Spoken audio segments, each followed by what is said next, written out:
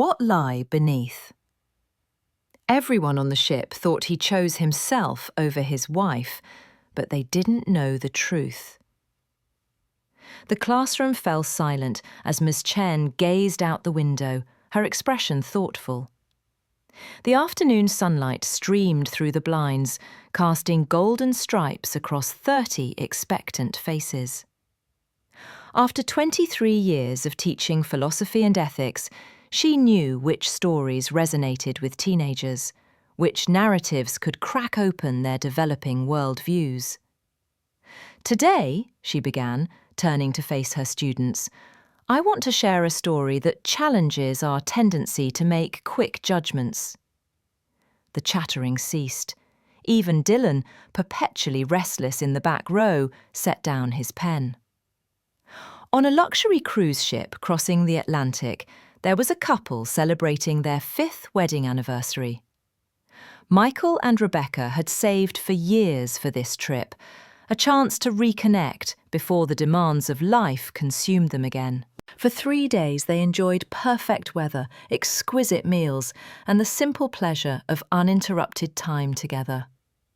On the 4th night, disaster struck. The ship hit an uncharted object in the darkness. Alarms blared as water began flooding the lower decks. Passengers rushed toward lifeboats in panic and confusion.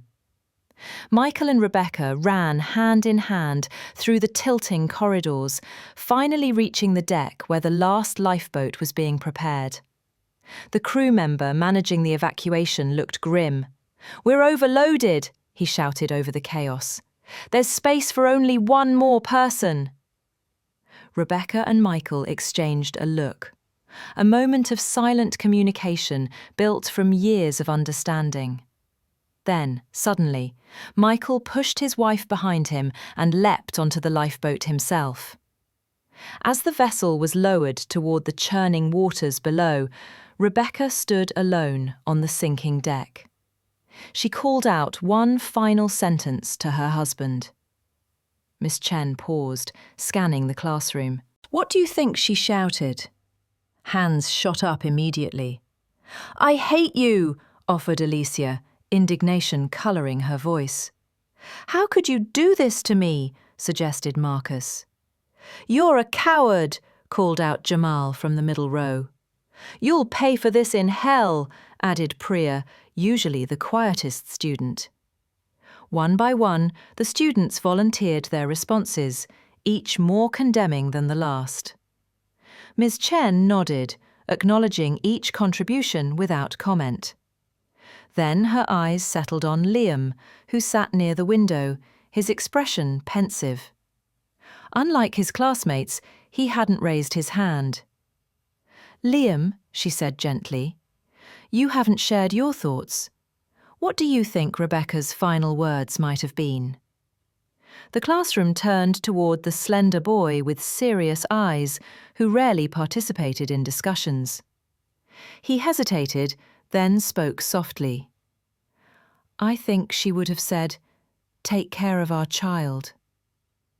A moment of silence followed. Several students exchanged confused glances. "That's different," Ms. Chen observed. "What makes you think she would say that?" Liam shifted in his seat, uncomfortable with the attention, but committed to his answer. "It's what my mother told my father before she died of cancer 3 years ago. She knew she was leaving, and her final concern wasn't for herself." The revelation settled over the classroom like a heavy blanket. Ms. Chen approached Liam's desk. "I didn't know about your mother, Liam. I'm sorry for your loss." She placed a gentle hand on his shoulder. "And yes, your answer is exactly right." Returning to the front of the room, she continued the story, her voice taking on a new depth. The ship sank that night. Michael survived and returned home to their small town in Connecticut, where their 4-year-old daughter Emily was staying with grandparents. For the next 14 years, he raised her alone, working 2 jobs, never remarrying, his life entirely devoted to fulfilling his promise to Rebecca. Emily grew into a thoughtful young woman, much like her mother. Shortly after her 18th birthday, while preparing to leave for college, she decided to organise her father's study. In the bottom drawer of his desk, beneath tax documents and old photographs, she discovered a leather-bound journal, her father's diary.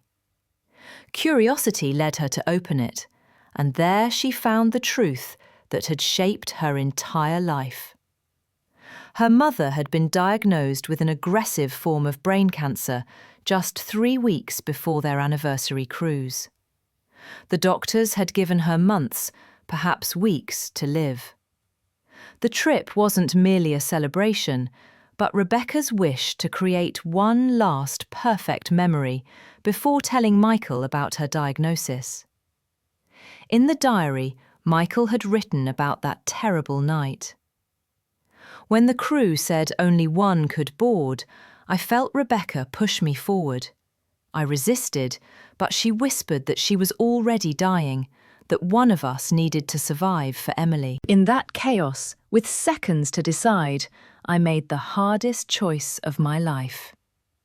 I jumped onto that lifeboat, not out of selfishness, but out of obligation to our daughter, knowing I was leaving my heart behind on that sinking ship.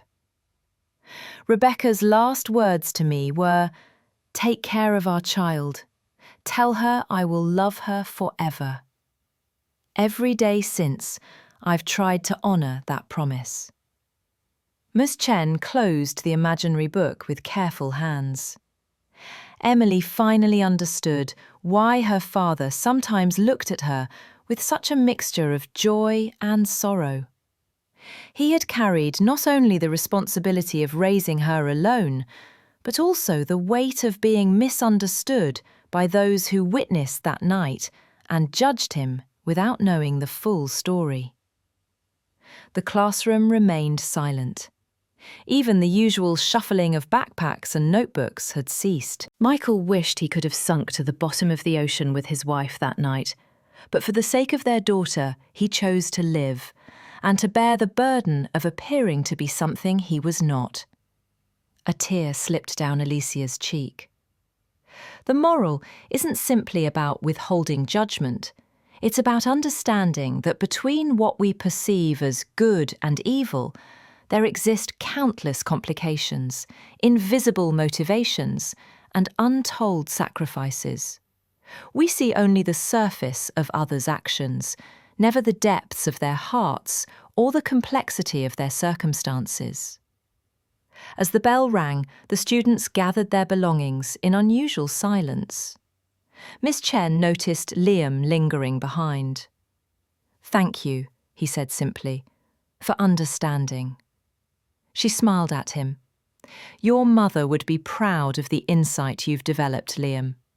You saw beyond the surface when others couldn't." As he left the classroom, Miss Chen knew that today's lesson had transcended mere philosophy. In a world quick to condemn and slow to understand, perhaps she had planted seeds of compassion that would grow into something more powerful than judgment. What appears cruel on the surface may be rooted in love, sacrifice, and unbearable responsibility. We see actions, but rarely the pain, promises, and invisible battles beneath them.